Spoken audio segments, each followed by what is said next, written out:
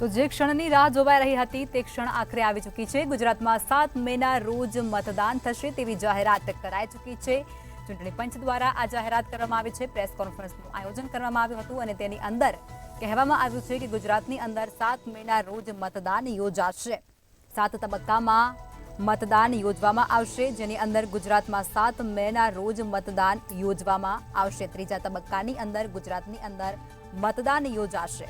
તો આ જાણકારી અત્યારે પ્રાપ્ત થઈ રહી છે, સમાચાર મળી રહ્યા છે, જેમાં ગુજરાતમાં 7 મેના રોજ મતદાન કરવામાં આવશે।